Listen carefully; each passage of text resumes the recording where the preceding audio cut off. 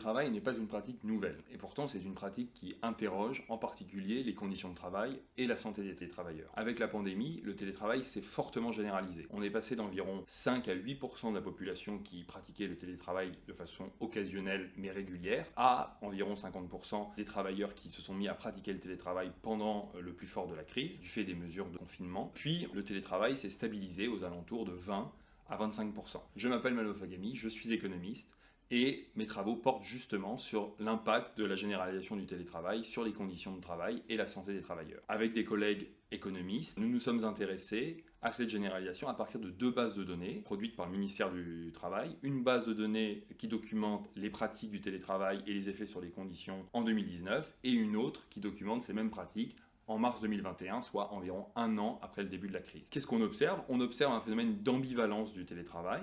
D'un côté, le télétravail va avoir un effet positif en améliorant l'autonomie des travailleurs et la possibilité de mieux s'organiser entre le temps personnel et le temps professionnel. Mais de l'autre côté, on a des aspects plutôt négatifs avec une pression accrue et des problèmes de sommeil, des problèmes de santé mentale aussi plus fréquents pour les télétravailleurs. Cette ambivalence qu'on observe dès 2019 va s'amplifier, les aspects positifs vont se raréfier et les aspects négatifs vont être plus importants. Et ces aspects négatifs seront en particulier plus importants pour les nouveaux télétravailleurs, c'est-à-dire ceux qui ne télétravaillaient pas avant la crise. On a donc une sorte d'effet en trompe-l'œil, un peu paradoxal, qui montre à la fois des aspects positifs et qui explique le fait que le télétravail soit en partie plébiscité, mais de l'autre côté un certain nombre d'effets négatifs qui ne se voient pas directement, mais qui viennent quand même interroger les pratiques au travail et qui nécessitent une réorganisation, une meilleure prise en compte des problématiques de santé mentale, de problèmes de sommeil, de pression par les entreprises, mais aussi par les pouvoirs publics. Cet ensemble et ces travaux appellent à repenser la question du télétravail et à l'intégrer pleinement dans le travail, et donc à réglementer différemment cette pratique afin d'éviter que ce brouillage entre les temps personnels et professionnels s'accentue